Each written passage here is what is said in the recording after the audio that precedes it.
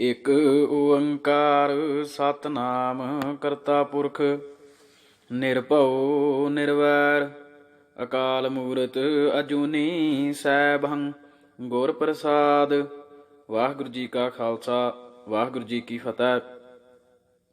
ਸਰਦਾਰ ਅਜਮੇਰ ਸਿੰਘ ਜੀ ਦੀ ਰਚਨਾ 20ਵੀਂ ਸਦੀ ਦੀ ਸਿੱਖ ਰਾਜਨੀਤੀ ਭਾਗ 18ਵਾਂ। ਸਿੱਖ ਲੀਡਰਸ਼ਿਪ ਨੇ ਇਹ ਸੋਚਣਾ ਕਦੀ ਨਾ ਚਾਹਿਆ ਕਿ ਦੇਸ਼ ਦੀ ਆਜ਼ਾਦੀ ਨੂੰ ਤੇ ਇਸ ਦੀ ਅਖੰਡਤਾ ਨੂੰ ਖਤਰਾ ਕਿਸ ਵੱਲੋਂ ਹੈ। ਇਨ੍ਹਾਂ ਖਤਰਿਆਂ ਤੋਂ ਦੇਸ਼ ਦੀ ਰੱਖਿਆ ਨਾਲ ਸਿੱਖ ਕੌਮ ਦੇ ਹਿੱਤਾਂ ਨੂੰ ਕੀ ਅਤੇ ਕਿਵੇਂ ਫਾਇਦਾ ਪਹੁੰਚੇਗਾ। ਹਰ ਮਸਲੇ ਬਾਰੇ ਆਪਣੀ ਕੌਮ ਦੇ ਹਿੱਤਾਂ ਦੇ ਦ੍ਰਿਸ਼ਟੀਕੋਣ ਤੋਂ ਸੋਚਣ ਦੀ ਕੌਮੀ ਚੇਤਨਾ ਸਿੱਖ ਲੀਡਰਸ਼ਿਪ ਦੇ ਨੇੜੇ ਨਾ ਤਾਂ ਉਸ ਵੇਲੇ ਫਟਕੀ ਜਦ ਉਹ ਸਿੱਖ ਕੌਮ ਨੂੰ ਦੇਸ਼ ਦੀ ਆਜ਼ਾਦੀ ਦੇ ਸੰਗਰਾਮ ਵਿੱਚ ਅੱਗੇ ਵੱਧ ਕੇ ਕੁਰਬਾਨੀਆਂ ਦੇਣ ਲਈ ਉਭਾਰ ਰਹੀ ਸੀ, ਅਤੇ ਨਾ ਉਸ ਨੂੰ ਇਸ ਦੀ ਉਸ ਵੇਲੇ ਕੋਈ ਸੁੱਧ ਸੀ ਜਦ ਉਹ ਸਿੱਖ ਕੌਮ ਨੂੰ ਦੇਸ਼ ਦੀ ਆਜ਼ਾਦੀ ਦੀ ਰੱਖਿਆ ਲਈ ਬਲੀ ਚੜ੍ਹਨ ਵਾਸਤੇ ਹੱਲਾਸ਼ੇਰੀ ਦੇ ਰਹੀ ਸੀ। ਜਦ ਵੀ ਲੁੱਟ ਖਸੁੱਟ ਜ਼ਬਰ ਤੇ ਧੱਕੇਸ਼ਾਹੀ ਦੇ ਸਤਾਏ ਲੋਕਾਂ ਦਾ ਕੋਈ ਵਰਗ ਭਾਰਤੀ ਹਾਕਮਾਂ ਵਿਰੁੱਧ ਸੰਘਰਸ਼ ਦਾ ਝੰਡਾ ਬੁਲੰਦ ਕਰਦਾ ਹੈ ਤਾਂ ਦੇਸ਼ ਦੀ ਆਜ਼ਾਦੀ ਨੂੰ ਖਤਰੇ ਦੀ ਦੁਹਾਈ ਪਿੱਟ ਦਿੱਤੀ ਜਾਂਦੀ ਹੈ। ਜਦ ਕਿਸੇ ਖਿੱਤੇ ਦੇ ਲੋਕ ਆਪਣੀ ਵੱਖਰੀ ਪਛਾਣ ਦੀ ਗੱਲ ਕਰਦੇ ਹਨ ਅਤੇ ਇਸ ਪਛਾਣ ਦੀ ਰਾਖੀ ਲਈ ਸੰਘਰਸ਼ ਦਾ ਰਾਹ ਅਖਤਿਆਰ ਕਰਦੇ ਹਨ ਤਾਂ ਹਿੰਦੂ ਹੁਕਮਰਾਨ ਵਰਗ ਵੱਲੋਂ ਦੇਸ਼ ਦੀ ਏਕਤਾ ਅਤੇ ਅਖੰਡਤਾ ਨੂੰ ਖਤਰੇ ਦਾ ਰੌਲਾ ਪਾ ਦਿੱਤਾ ਜਾਂਦਾ ਹੈ।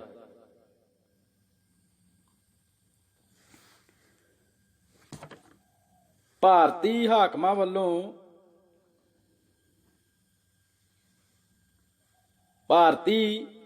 ਵੱਲੋਂ ਆਪਣੇ ਹੱਕਾਂ ਦੇ ਹਿੱਤਾਂ ਦੀ ਰਾਖੀ ਲਈ ਸੰਘਰਸ਼ ਕਰ ਰਹੇ ਲੋਕਾਂ ਉੱਤੇ ਵਹਿਸ਼ੀ ਜ਼ਬਰ ਢਾਉਣ ਲਈ ਜਦ ਜੀ ਚਾਹੇ ਦੇਸ਼ ਦੀ ਸੁਰੱਖਿਆ ਨੂੰ ਖਤਰੇ ਦੀ ਡੌਂਡੀ ਪਿੱਟ ਦਿੱਤੀ ਜਾਂਦੀ ਹੈ।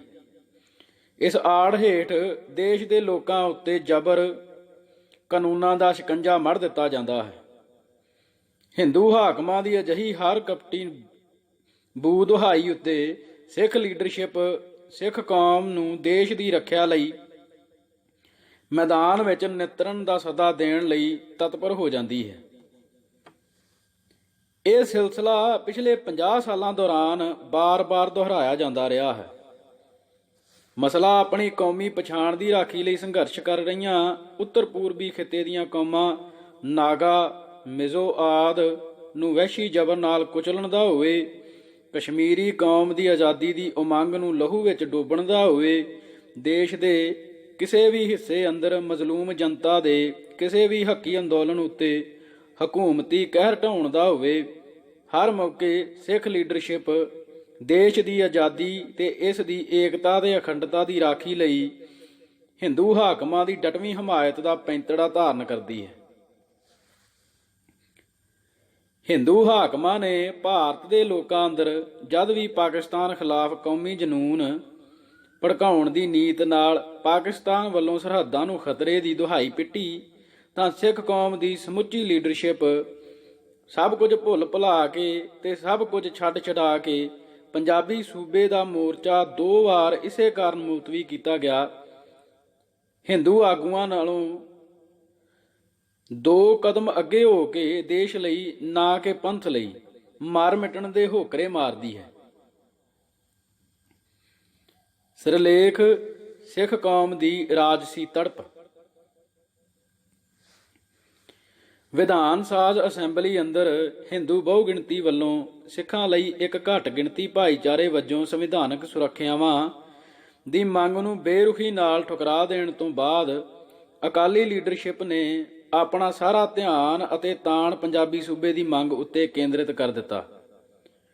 ਅਕਾਲੀ ਆਗੂ ਇਸ ਮੰਗ ਪ੍ਰਤੀ ਕਾਫੀ ਉਮੀਦ ਅਤੇ ਭਰੋਸੇ ਦੇ ਰੌਂ ਵਿੱਚ ਸਨ। ਕਾਰਨ ਇਹ ਕਿ ਉਹਨਾਂ ਦੀਆਂ ਨਜ਼ਰਾਂ ਵਿੱਚ ਇਹ ਮੰਗ ਹੈ ਹੀ ਇੰਨੀ ਨਿਆਈ ਅਤੇ ਵਜ਼ਨਦਾਰ ਸੀ ਕਿ ਕਾਂਗਰਸੀ ਹਾਕਮਾਂ ਵੱਲੋਂ ਇਸ ਨੂੰ ਨਾ ਮਨਜ਼ੂਰ ਕਰਨ ਦਾ ਉਹਨਾਂ ਨੂੰ ਕੋਈ ਆਧਾਰ ਜਾਂ ਕਾਰਨ ਨਜ਼ਰ ਨਹੀਂ ਸੀ ਆਉਂਦਾ। ਦੂਜਾ, ਕਾਂਗਰਸ ਪਾਰਟੀ ਨੇ ਖੁਦ ਬਹੁਤ ਚਿਰ ਪਹਿਲਾਂ ਆਪਣੇ ਨਾਗਪੁਰ ਸੈਸ਼ਨ 1920 ਵਿੱਚ ਇਹ ਐਲਾਨਿਆ ਕਿ ਭਾਰਤੀ ਰਾਜਾਂ ਦੀ ਬੋਲੀ ਦੇ ਆਧਾਰ ਤੇ ਨਵੇਂ ਸਿਰਿਓਂ ਹੱਦਬੰਦੀ ਕੀਤੀ ਜਾਣੀ ਚਾਹੀਦੀ ਹੈ। ਇਸ ਕਰਕੇ ਪੰਜਾਬੀ ਸੂਬੇ ਦੀ ਸਥਾਪਨਾ ਦੀ ਮੰਗ ਹੋਰ ਵੀ ਵੱਧ ਜਾਂਦੀ ਹੈ। ਇਸ ਵਜ੍ਹਾ ਕਰਕੇ ਸ਼ੁਰੂ ਵਿੱਚ ਕਾਂਗਰਸੀ ਸਿੱਖਾਂ ਸਮੇਤ ਹਰ ਵੰਨਗੀ ਦੀ ਲੀਡਰਸ਼ਿਪ ਪੰਜਾਬੀ ਸੂਬੇ ਦੀ ਮੰਗ ਦਾ ਖੁੱਲ੍ਹ ਕੇ ਸਮਰਥਨ ਕਰਦੀ ਸੀ। ਪਰ ਬਾਅਦ ਦੇ ਘਟਨਾਕ੍ਰਮ ਨੇ ਇਹ ਗੱਲ ਪ੍ਰਤੱਖ ਕਰ ਦਿੱਤੀ ਕਿ ਆਪਣੀ ਅਗਿਆਨਤਾ ਤੇ ਭੋਲੇਪਣ ਸਦਕਾ ਸਿੱਖ ਲੀਡਰਸ਼ਿਪ ਵੱਡੇ ਭੁਲੇਖੇ ਦੀ ਸ਼ਿਕਾਰ ਸੀ। ਉਹ ਇਹ ਗੱਲ ਨਾ ਸਮਝ ਸਕੀ ਕਿ ਇੱਕ ਫਿਰਕੂ ਰਾਜ ਅੰਦਰ ਘੱਟ ਗਿਣਤੀ ਵਰਗ ਦੀ ਕਿਸੇ ਮੰਗ ਦਾ ਨਿਆਂਈ ਹੋਣਾ ਕੋਈ ਬਹੁਤੇ ਮਾਅਨੇ ਨਹੀਂ ਰੱਖਦਾ। ਬਹੁ ਗਿਣਤੀ ਹੁਕਮਰਾਨ ਵਰਗ ਦਾ ਕਿਸੇ ਵੀ ਮੰਗ ਜਾਂ ਮਸਲੇ ਪ੍ਰਤੀ ਰਵੱਈਆ ਉਸ ਦੀ ਵਿਚਾਰਧਾਰਾ ਤੇ ਉਸ ਦੇ ਵਰਗ ਹਿੱਤਾਂ ਤੋਂ ਨਿਰਧਾਰਿਤ ਹੁੰਦਾ ਹੈ। ਜੇਕਰ ਸਿੱਖ ਆਗੂਆਂ ਨੇ ਮਸਲੇ ਨੂੰ ਇਸ ਦ੍ਰਿਸ਼ਟੀਕੋਣ ਤੋਂ ਦੇਖਿਆ ਹੁੰਦਾ ਤਾਂ ਉਹਨਾਂ ਨੂੰ ਇਹ ਸਮਝਣ ਵਿੱਚ ਰੱਤੀ ਭਰ ਵੀ ਮੁਸ਼ਕਲ ਨਹੀਂ ਸੀ ਆਉਣੀ ਕਿ ਗਊ ਖੇਤਰ ਦੇ ਹਿੰਦੂ ਵਰਗ ਦੀ ਫਿਰਕੂ ਜ਼ਹਿਨੀਅਤ ਨੂੰ ਪੰਜਾਬੀ ਸੂਬੇ ਦੀ ਸਥਾਪਨਾ ਉੱਕਾ ਹੀ ਨਹੀਂ ਸੀ ਸਿਖਾਉਂਦੀ। ਹਿੰਦੂ ਆਗੂਆਂ ਕੋਲੋਂ ਇਹ ਗੱਲ ਭੁੱਲੀ ਹੋਈ ਨਹੀਂ ਸੀ ਕਿ ਪੰਜਾਬੀ ਸੂਬੇ ਦੀ ਸਥਾਪਨਾ ਨਾਲ ਸਿੱਖ ਕੌਮ ਦੀ ਰਾਜਸੀ, ਆਰਥਿਕ, ਸਮਾਜਿਕ ਤੇ ਸੱਭਿਆਚਾਰਕ ਤਾਕਤ ਪੱਕੇ ਪੈਰੀਂ ਹੋ ਜਾਵੇਗੀ, ਜਿਸ ਨਾਲ ਉਸ ਨੂੰ ਹਿੰਦੂ ਧਾਰਾ ਅੰਦਰ ਜਜ਼ਬ ਕਰਨ ਦੇ ਪ੍ਰੋਜੈਕਟ ਦੇ ਰਾਹ ਵਿੱਚ ਵੱਡੀਆਂ ਮੁਸ਼ਕਲਾਂ ਪੈਦਾ ਹੋ ਜਾਣਗੀਆਂ। ਇਸ ਤਰ੍ਹਾਂ ਹਿੰਦੂ ਹਾਕਮਾਂ ਲਈ ਮੁੱਖ ਗੱਲ ਇਹ ਨਹੀਂ ਸੀ ਕਿ ਪੰਜਾਬੀ ਸੂਬੇ ਦੀ ਮੰਗ ਨਿਆਂਈ ਹੈ ਜਾਂ ਨਹੀਂ, ਜਾਂ ਇਹ ਸਿੱਖ ਕੌਮ ਦੇ ਭਲੇ ਵਿੱਚ ਹੈ ਜਾਂ ਨਹੀਂ। ਉਹਨਾਂ ਲਈ ਮੁੱਖ ਮਸਲਾ ਸਿੱਖ ਕੌਮ ਦੀ ਵੱਖਰੀ ਪਛਾਣ ਤੇ ਨਿਆਰੀ ਹਸਤੀ ਨੂੰ ਮਲੀਆ ਮੇਟ ਕਰਨ ਦਾ ਸੀ। ਹਿੰਦੂ ਵਰਗ ਆਪਣੇ ਉਦੇਸ਼ ਬਾਰੇ ਸਪਸ਼ਟ ਤੇ ਇਕਮਤ ਸੀ। ਇਸ ਦੇ ਉਲਟ ਸਿੱਖ ਆਗੂ ਪੰਜਾਬੀ ਸੂਬੇ ਦੀ ਮੰਗ ਉਠਾਉਣ ਬਾਰੇ ਤਾਂ ਇੱਕ ਜ਼ੁਬਾਨ ਜ਼ਰੂਰ ਸਨ, ਪਰ ਪੰਜਾਬੀ ਸੂਬੇ ਦੇ ਸੰਕਲਪ, ਉਦੇਸ਼ ਤੇ ਸਰੂਪ ਬਾਰੇ ਉਹਨਾਂ ਅੰਦਰ ਵਿਚਾਰਾਂ ਦੇ ਵੱਡੇ ਵਖਰੇਵੇਂ ਸਨ। ਇਹ ਵਖਰੇਵੇਂ ਸਿੱਖ ਆਗੂਆਂ ਦੀ ਪੰਥ ਨੂੰ ਦਰਪੇਸ਼ ਬੁਨਿਆਦੀ ਮਸਲਿਆਂ ਬਾਰੇ ਗਲਤ ਅਤੇ ਅਸਪਸ਼ਟ ਸਿਧਾਂਤਕ ਸੋਚਣੀ ਦਾ ਪ੍ਰਗਟਾਵਾ ਸਨ। ਸਿਰਲੇਖ ਪੰਜਾਬੀ ਸੂਬਾ ਬਨਾਮ ਸਿੱਖ ਹੋਮਲੈਂਡ।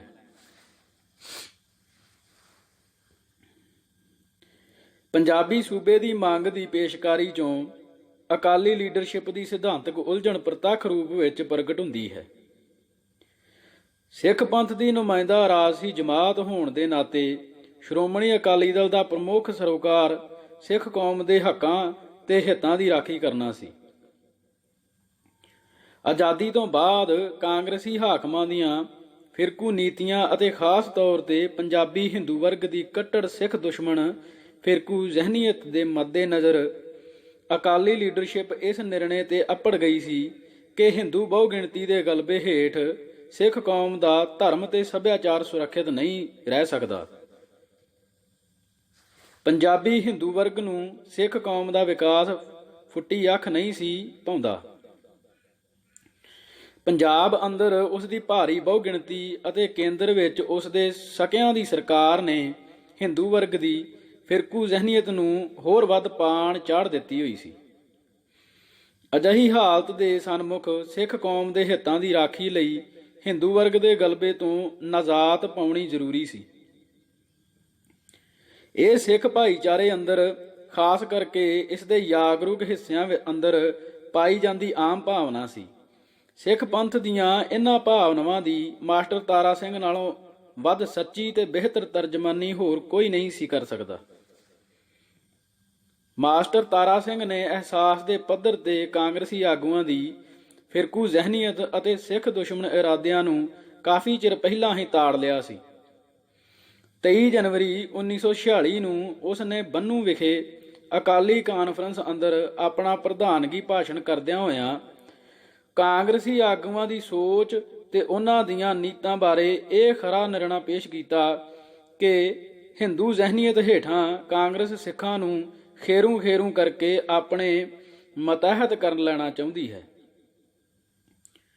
ਹੁਣ ਕਾਂਗਰਸ ਕੌਮੀ ਜਮਾਤ ਨਹੀਂ ਰਹੀ, ਨਿਰੋਲ ਹਿੰਦੂ ਜਮਾਤ ਬਣ ਗਈ ਹੈ ਤੇ ਇਸ ਦਾ ਯਤਨ ਹੈ ਕਿ ਸਿੱਖ ਬਤੌਰ ਅਡਰੇ ਪੰਥ ਦੇ ਖਤਮ ਹੋ ਜਾਣ ਤੇ ਫਿਰ ਆਪੇ ਹੀ ਹਿੰਦੂਆਂ ਵਿੱਚ ਜਜ਼ਬ ਹੋ ਜਾਣਗੇ। ਮਾਸਟਰ ਜੀ ਦਾ ਕਾਂਗਰਸ ਬਾਰੇ ਇਹ ਨਿਰਣਾ ਅਹਿਸਾਸ ਦੀ ਪੱਧਰ ਤੇ ਹੀ ਸੀ, ਚੇਤਨਾ ਦੀ ਪੱਧਰ ਤੇ ਨਹੀਂ। ਕਿਉਂਕਿ ਜੇਕਰ ਇਹ ਗੱਲ ਮਾਸਟਰ ਜੀ ਹੋਰਾਂ ਦੀ ਚੇਤਨਾ ਦਾ ਅੰਗ ਬਣੀ ਹੁੰਦੀ ਤਾਂ ਉਹਨਾਂ 1947 ਵਿੱਚ ਕਾਂਗਰਸੀ ਆਗੂਆਂ ਉੱਤੇ ਅੰਨਾ ਵਿਸ਼ਵਾਸ ਕਰਕੇ ਸਿੱਖ ਪੰਥ ਦੀ ਹੋਣੀ ਨੂੰ ਉਹਨਾਂ ਦੇ ਹਵਾਲੇ ਕਰਨ ਤੋਂ ਪਹਿਲਾਂ 100 ਵਾਰ ਸੋਚਿਆ ਹੁੰਦਾ।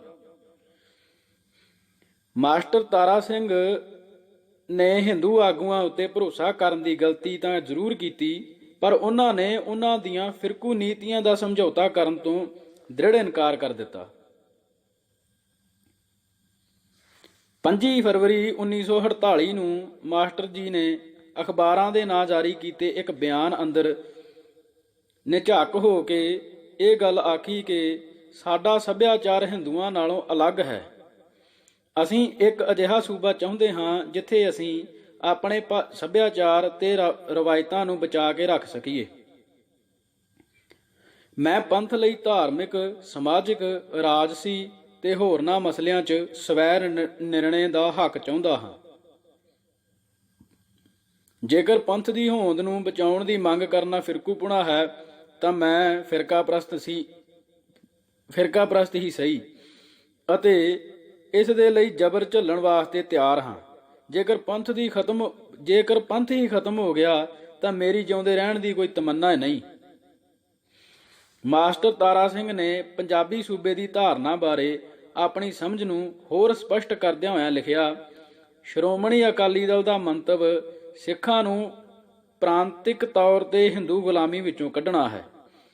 ਇਸ ਸੂਬੇ ਦੀ ਮੈਂ ਪੂਰੀ ਅੰਦਰੂਨੀ ਆਜ਼ਾਦੀ ਮੰਗਦਾ ਹਾਂ, ਜਿਸ ਤਰ੍ਹਾਂ ਕਸ਼ਮੀਰ ਨੂੰ ਦਿੱਤੀ ਗਈ ਹੈ। ਅਜਿਹਾ ਸੂਬਾ ਹੋਵੇ ਜਿਸ ਸੂਬੇ ਦੀ ਅਸੈਂਬਲੀ ਵਿੱਚ ਹਿੰਦੂ ਗਲਬਾ ਨਾ ਹੋਵੇ। ਪੰਜਾਬੀ ਸੂਬੇ ਬਾਰੇ ਮਾਸਟਰ ਤਾਰਾ ਸਿੰਘ ਦੀ ਉਪਰੋਕਤ ਵਿਆਖਿਆ ਚੋਂ ਚਿੰਤਨ ਨਾਲੋਂ ਵੱਧ ਉਸਦੇ ਜਜ਼ਬੇ ਬੋਲਦੇ ਹਨ। ਮਾਸਟਰ ਜੀ ਦਾ ਦੁਖਾਂਤ ਇਹ ਸੀ ਕਿ ਭਾਰਤ ਅੰਦਰ ਕੌਮੀਅਤਾਂ ਦੇ ਮਸਲੇ ਬਾਰੇ ਆਪਣੀ ਸਿਧਾਂਤਕ ਅਸਪਸ਼ਟਤਾ ਦੀ ਜਮਾਂਦਰੂ ਕਮਜ਼ੋਰੀ ਕਰਕੇ ਉਹ ਆਪਣੇ ਜਜ਼ਬਿਆਂ ਦੇ ਤਰਕ ਨੂੰ ਤੋੜ ਤੱਕ ਲਿਜਾਣ ਵਿੱਚ ਲਗਾਤਾਰ ਝਿਝਕ ਅਤੇ ਡਰ ਮਹਿਸੂਸ ਕਰਦੇ ਰਹੇ। ਜੇਕਰ ਪੰਜਾਬੀ ਸੂਬੇ ਦੀ ਸਥਾਪਨਾ ਦਾ ਉਦੇਸ਼ ਸਿੱਖਾਂ ਨੂੰ ਪ੍ਰਾਂਤਿਕ ਤੌਰ ਤੇ ਹਿੰਦੂ ਗੁਲਾਮੀ ਵਿੱਚੋਂ ਕੱਢਣਾ ਸੀ ਤਾਂ ਉਹ ਉਦੇਸ਼ ਪ੍ਰਤੱਖ ਤੌਰ ਤੇ ਇੱਕ ਸਿੱਖ ਬਹੁਗਿਣਤੀ ਵਾਲੇ ਸੂਬੇ ਦੀ ਸਥਾਪਨਾ ਨਾਲ ਹੀ ਹਾਸਲ ਹੋ ਸਕਦਾ ਸੀ, ਕਿਉਂਕਿ ਅਜੋਕੀ ਜਮਹੂਰੀ ਰਾਜ ਪ੍ਰਣਾਲੀ ਹੇਠ ਇੱਕ ਹਿੰਦੂ ਬਹੁਗਿਣਤੀ ਵਾਲੇ ਸੂਬੇ ਅੰਦਰ ਅਸੈਂਬਲੀ ਵਿੱਚ ਹਿੰਦੂ ਗਲਬੇ ਤੋਂ ਬਚ ਸਕਣਾ ਕਤਈ ਤੌਰ ਤੇ ਸੰਭਵ ਨਹੀਂ।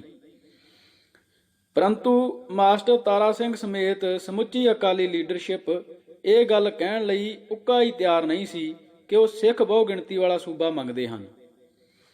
ਉਹਨਾਂ ਨੂੰ ਵਾਰ-ਵਾਰ ਅਤੇ ਲਗਾਤਾਰ ਇਹ ਸਫਾਈਆਂ ਦੇਣੀਆਂ ਪੈ ਰਹੀਆਂ ਸਨ ਕਿ ਉਹ ਸਿਰਫ ਪੰਜਾਬੀ ਬੋਲੀ ਦੇ ਆਧਾਰ ਤੇ ਪੰਜਾਬੀ ਸੂਬੇ ਦੀ ਸਥਾਪਨਾ ਦੀ ਮੰਗ ਕਰਦੇ ਹਨ ਅਤੇ ਇਸ ਵਿੱਚ ਕਿਸੇ ਧਾਰਮਿਕ ਫਿਰਕੇ ਦੀ ਘੱਟ ਗਿਣਤੀ ਜਾਂ ਬਹੁ ਗਿਣਤੀ ਦਾ ਕੋਈ ਮਸਲਾ ਨਹੀਂ। ਅਕਾਲੀ ਲੀਡਰਸ਼ਿਪ ਦੇ ਕੁਝ ਵਰਗ ਮਾਸਟਰ ਤਾਰਾ ਸਿੰਘ ਦੀ ਪੰਜਾਬੀ ਸੂਬੇ ਬਾਰੇ ਸਮਝ ਅਤੇ ਵਿਆਖਿਆ ਨਾਲ ਮਤਭੇਦ ਰੱਖਦੇ ਸਨ। ਉਹਨਾਂ ਨੂੰ ਲੱਗਦਾ ਸੀ ਕਿ ਮਾਸਟਰ ਤਾਰਾ ਸਿੰਘ ਜੀ ਦੀ ਪੇਸ਼ਕਾਰੀ ਸਿੱਖ ਲੀਡਰਸ਼ਿਪ ਲਈ ਕੁਝ ਸਿਧਾਂਤਕ ਤੇ ਰਾਜਸੀ ਉਲਝਣਾਂ ਖੜੀਆਂ ਕਰਦੀ ਹੈ, ਜਿਨ੍ਹਾਂ ਤੋਂ ਬਚਣ ਲਈ ਉਹ ਮਾਸਟਰ ਤਾਰਾ ਸਿੰਘ ਨਾਲੋਂ ਖੁੱਲ੍ਹੇ ਤੌਰ ਤੇ ਇੱਕ ਵਿੱਥ ਤੇ ਨਖੇੜਾ ਕਰਕੇ ਚੱਲਦੇ ਸਨ। ਪਰ ਵੱਖਰੀ ਸਿੱਖ ਪਛਾਣ ਦੇ ਧਾਰਨੀ ਕਿਸੇ ਵੀ ਸਿੱਖ ਲੀਡਰ ਦੀ ਕੋਈ ਵੀ ਪੇਸ਼ਕਾਰੀ ਨੂੰ ਇਹਨਾਂ ਉਲਝਣਾਂ ਤੋਂ ਪੂਰਨ ਰੂਪ ਵਿੱਚ ਸੁਰਖਰੂ ਨਹੀਂ ਸੀ ਕਰ ਸਕਦੀ। ਮਸਲਾ ਬੜਾ ਸਪਸ਼ਟ ਸੀ, ਜਾਂ ਤਾਂ ਹਿੰਦੂ ਵਰਗ ਦੀ ਇਹ ਪੋਜੀਸ਼ਨ ਪ੍ਰਵਾਨ ਕਰ ਲਈ ਜਾਂਦੀ ਕਿ ਸਿੱਖ ਧਰਮ ਹਿੰਦੂ ਮਤ ਦੀ ਹੀ ਇੱਕ ਵੰਨਗੀ ਹੈ, ਜਿਸ ਨਾਲ ਸਿੱਖ ਪਛਾਣ ਨੂੰ ਖਤਰੇ ਦਾ ਝਗੜਾ ਹੀ ਖਤਮ ਹੋ ਜਾਂਦਾ। ਖੁੱਲ੍ਹੇਆਮ ਅਜਿਹਾ ਮੰਨਣ ਅਤੇ ਕਹਿਣ ਵਾਲੇ ਸਿੱਖਾਂ ਦੀ ਗਿਣਤੀ ਬਹੁਤ ਨਿਗੂਣੀ ਹੈ। ਸਿੱਖ ਪੰਥ ਦੀ ਮੁੱਖ ਧਾਰਾ ਵੱਖਰੀ ਸਿੱਖ ਪਛਾਣ ਦੀ ਧਾਰਨਾ ਦੀ ਕਾਇਲ ਹੈ। ਜਿੰਨਾ ਚਿਰ ਹਿੰਦੂ ਵਰਗ ਸਿੱਖ ਕੌਮ ਦੇ ਇਸ ਦਾਅਵੇ ਨੂੰ ਤਹਿ ਦਿਲੋਂ ਕਬੂਲ ਨਹੀਂ ਕਰਦਾ ਅਤੇ ਆਪਣੀ ਸੁਹਿਰਦਤਾ ਦਾ ਸਬੂਤ ਦੇਣ ਲਈ ਇਸ ਨੂੰ ਸੰਵਿਧਾਨਕ ਮਾਨਤਾ ਪ੍ਰਦਾਨ ਨਹੀਂ ਕਰਦਾ, ਉਨਾ ਚਿਰ ਸਿੱਖ ਭਾਈਚਾਰੇ ਦੇ ਸ਼ੰਕੇ ਤੇ ਖਦਸ਼ੇ ਨਿਵਰਤ ਨਹੀਂ ਹੋ ਸਕਦੇ। ਸਿੱਖ ਪੰਥ ਤੇ ਹਿੰਦੂ ਵਰਗ ਦੇ ਆਪਸੀ ਰਿਸ਼ਤੇ ਨੂੰ ਪ੍ਰਭਾਵਿਤ ਕਰਨ ਵਾਲਾ ਇਹ ਇੱਕ ਬੁਨਿਆਦੀ ਫੈਕਟਰ ਹੈ। ਪਰ ਹਿੰਦੂ ਵਰਗ ਦੇ ਇਤਿਹਾਸ ਅੰਦਰ ਅਜੇ ਤੱਕ ਸਿੱਖ ਕੌਮ ਦੇ ਇਸ ਦਾਅਵੇ ਨੂੰ ਤਹਿ ਦਿਲੋਂ ਤਾਂ ਕਿ ਉੱਪਰਲੇ ਮਨੋਂ ਵੀ ਕਬੂਲ ਨਹੀਂ ਕੀਤਾ। ਇਸ ਕਰਕੇ ਬਹੁਗਿਣਤੀ ਹਿੰਦੂ ਗਲਬੇ ਹੇਠ ਸਿੱਖਾਂ ਦੇ ਹਿੱਤਾਂ ਨੂੰ ਸਦੀਵੀ ਖਤਰਾ ਬਣਿਆ ਹੋਇਆ ਹੈ। ਸਿੱਖ ਹਿੱਤਾਂ ਦੀ ਸੁਰੱਖਿਆ ਲਈ ਦੋ ਗੱਲਾਂ ਲਾਜ਼ਮੀ ਹਨ। ਇੱਕ, ਅਜਿਹਾ ਸੂਬਾ ਜਿੱਥੇ ਸਿੱਖਾਂ ਦੀ ਅਸਰਦਾਰ ਬਹੁਗਿਣਤੀ ਹੋਵੇ ਤਾਂ ਕਿ ਸੂਬਾ ਅਸੈਂਬਲੀ ਅੰਦਰ ਹਿੰਦੂ ਆਪਣਾ ਸਿੱਧਾ ਗਲਬਾ ਸਥਾਪਿਤ ਨਾ ਕਰ ਸਕਣ। ਦੂਜਾ, ਇਸ ਸੂਬੇ ਅੰਦਰ ਸਿੱਖਾਂ ਦੇ ਹੱਥਾਂ ਵਿੱਚ ਅਸਰਦਾਰ ਤਾਕਤ ਹੋਵੇ,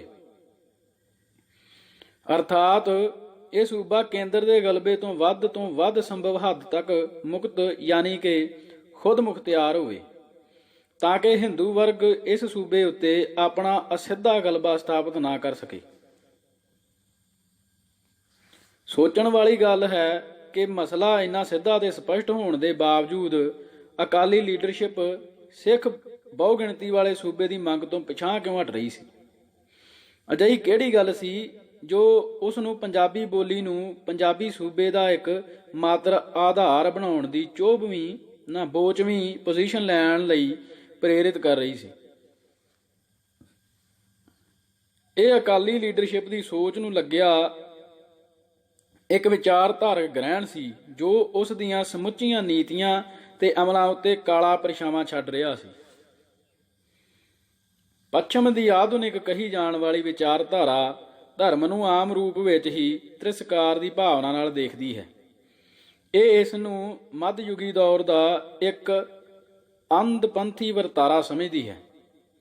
ਅਜਿਹੀ ਆਧੁਨਿਕ ਸੋਚ ਰੱਖਣ ਵਾਲੇ ਲੋਕਾਂ ਨੂੰ ਅਜੋਕੇ ਗਿਆਨ ਵਿਗਿਆਨ ਦੇ ਯੁੱਗ ਅੰਦਰ ਅਜਿਹੀ ਮੱਧਯੁਗੀ ਰਹਿੰਦ ਖੂੰਹਦ ਦੀ ਨਾ ਸਿਰਫ ਸਮਾਜਿਕ ਜ਼ਿੰਦਗੀ ਅੰਦਰ ਕੋਈ ਸਾਰਥਿਕਤਾ ਨਜ਼ਰ ਨਹੀਂ ਆਉਂਦੀ, ਉਹ ਸਗੋਂ ਇਸ ਨੂੰ ਇੱਕ ਵੇਲਾ ਵਿਹਾ ਚੁੱਕੇ ਪਿਛਾ ਖੜੀ ਸੋਚ ਪ੍ਰਬੰਧ ਵਜੋਂ ਸਮਾਜੀ ਵਿਕਾਸ ਦੇ ਰਾਹ ਦੀ ਰੁਕਾਵਟ ਸਮਝਦੇ ਹਨ। ਅਕਾਲੀ ਲੀਡਰਸ਼ਿਪ ਸਿੱਖ ਧਰਮ ਦੀ ਰੱਖਿਆ ਲਈ ਲੜਾਈ ਜਾਰੀ ਰੱਖਦੀ ਹੋਈ ਵੀ ਨਾਲ ਹੀ ਮਨ ਦੇ ਕਿਸੇ ਕੋਨੇ ਅੰਦਰ ਇਸ ਆਧੁਨਿਕ ਵਿਚਾਰਧਾਰਾ ਦਾ ਅਸਰ ਅਤੇ ਰੋਹਬ ਕਬੂਲ ਰਹੀ ਸੀ। ਇਸ ਦੇ ਨਾਲ ਹੀ ਕੌਮੀ ਮਸਲੇ ਬਾਰੇ ਪੱਛਮੀ ਫਲਸਫਾ ਧਰਮ ਪ੍ਰਤੀ ਇਸ ਨਕਾਰਾਤਮਕ ਭਾਵਨਾ ਨੂੰ ਹੋਰ ਵਧੇਰੇ ਬਲ ਮੁਹੱਈਆ ਕਰਦਾ ਹੈ। ਇਹ ਮਨੌਤ ਕਿ ਧਰਮ ਕਿਸੇ ਕੌਮ ਦਾ ਆਧਾਰ ਨਹੀਂ ਹੋ ਸਕਦਾ, ਕੌਮੀ ਸੁਹਾਲ ਬਾਰੇ ਪੱਛਮੀ ਫਲਸਫੇ ਦੀ ਅਹਿਮ ਬੁਨਿਆਦ ਹੈ। ਸਿਰਲੇਖ ਅਪੂਰਨ ਚੇਤਨਾ ਪੂਰਨ ਕੁਰਾਹਾ।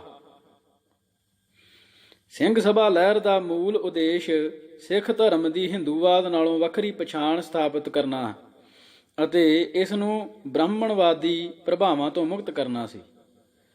ਜਦੋਂ ਰਾਜਸੀ ਅਰਥਾਂ ਵਿੱਚ ਵੱਖਰੀ ਸਿੱਖ ਕੌਮ ਦੀ ਗੱਲ ਅਜੇ ਏਜੰਡੇ ਤੇ ਨਹੀਂ ਸੀ ਆਈ, ਇਸ ਕਰਕੇ ਸਿੰਘ ਸਭਾ ਲਹਿਰ ਦੇ ਬਾਨੀ ਆਗੂਆਂ ਦੇ ਸਮੁੱਚੇ ਯਤਨ ਸਿੱਖ ਪੰਥ ਦੀ ਵੱਖਰੀ ਧਾਰਮਿਕ ਪਛਾਣ ਸਥਾਪਿਤ ਕਰਨ ਦੇ ਮੁੱਦੇ ਤੇ ਹੀ ਕੇਂਦਰਿਤ ਰਹੇ। ਬਾਅਦ ਵਿੱਚ ਗੁਰਦੁਆਰਾ ਸੁਧਾਰ ਲਹਿਰ ਦੀ ਉਠਾਣ ਮੌਕੇ ਜਦ ਸਿੱਖ ਭਾਈਚਾਰੇ ਅੰਦਰ ਰਾਜਸੀ ਜਾਗਰਤੀ ਤੇ ਸਰਗਰਮੀ ਦਾ ਰੁਝਾਨ ਪੈਦਾ ਹੋਇਆ ਤਾਂ ਇਸ ਉੱਤੇ ਬਾਲ ਉਮਰੇ ਹੀ ਗਾਂਧੀ ਦੀ ਅਗਵਾਈ ਹੇਠਲੀ ਆਜ਼ਾਦੀ ਦੀ ਲਹਿਰ ਅੰਦਰ ਸ਼ਾਮਲ ਹੋਣ ਦੀ ਰੁਚੀ ਹਾਵੀ ਹੋ ਗਈ। ਸਿੱਟੇ ਵਜੋਂ ਵੱਖਰੀ ਸਿੱਖ ਕੌਮ ਦੀ ਧਾਰਨਾ ਦਾ ਰਾਜਸੀ ਤੱਤ ਸਿੱਖ ਭਾਈਚਾਰੇ ਦੇ ਧਿਆਨ ਤੋਂ ਫਿਰ ਲਾਂਭੇ ਰਹਿ ਗਿਆ। ਇਸ ਸਾਰੇ ਅਰਸੇ ਦੌਰਾਨ ਸਿੱਖ ਆਗੂਆਂ ਵੱਲੋਂ ਵੱਖਰੀ ਸਿੱਖ ਕੌਮ ਦੀ ਗੱਲ ਤਾਂ ਜ਼ਰੂਰ ਕੀਤੀ ਜਾਂਦੀ ਰਹੀ, ਪਰ ਇਉਂ ਕਹਿਣ ਮੌਕੇ ਉਹਨਾਂ ਦੇ ਮਨਾਂ ਅੰਦਰ ਜ਼ਿਆਦਾ ਕਰਕੇ ਵੱਖਰੀ ਧਾਰਮਿਕ ਪਛਾਣ ਦਾ ਪੱਖ ਹੀ ਭਾਰੂ ਰਿਹਾ। ਉਹ ਇਸ ਦੇ ਰਾਜਸੀ ਅਰਥਾਂ ਤੇ ਇਹਨਾਂ ਦੀ ਅਹਿਮੀਅਤ ਤੋਂ ਲਗਭਗ ਅਣਜਾਣ ਹੀ ਰਹੇ। ਕਾਰਨ ਇਹ ਕਿ ਭਾਰਤ ਦੀ ਕੌਮੀ ਮੁੱਖ ਧਾਰਾ ਦਾ ਅੰਗ ਬਣ ਜਾਣ ਕਰਕੇ ਉਹਨਾਂ ਨੂੰ ਇਸ ਦੀ ਬਹੁਤੀ ਲੋੜ ਹੀ ਮਹਿਸੂਸ ਨਹੀਂ ਹੋਈ।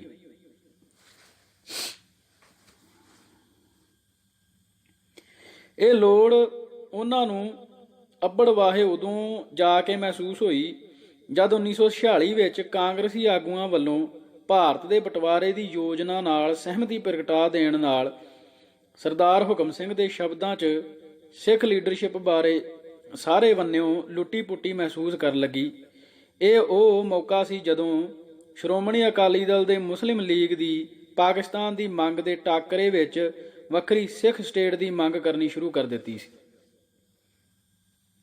ਵੱਖਰੀ ਸਿੱਖ ਸਟੇਟ ਦੀ ਮੰਗ ਨੂੰ ਵਾਜਬ ਠਹਿਰਾਉਣ ਲਈ ਵੱਖਰੀ ਸਿੱਖ ਕੌਮ ਦੇ ਸੰਕਲਪ ਦੀ ਰਾਜਨੀਤਿਕ ਅਰਥ ਵਿਆਖਿਆ ਜ਼ਰੂਰੀ ਸੀ। Political interpretation. ਸਿੱਖ ਵਿਦਵਾਨਾਂ ਨੇ ਖੜੇ ਪੈਰ ਤਿਆਰੀ ਕਰਕੇ ਲੇਖਾਂ ਤੇ ਕਿਤਾਬਚਿਆਂ ਦੇ ਜ਼ਰੀਏ ਆਪਣੇ ਪੱਖ ਦੀ ਜਜ਼ਮੀ ਵਕਾਲਤ ਕੀਤੀ।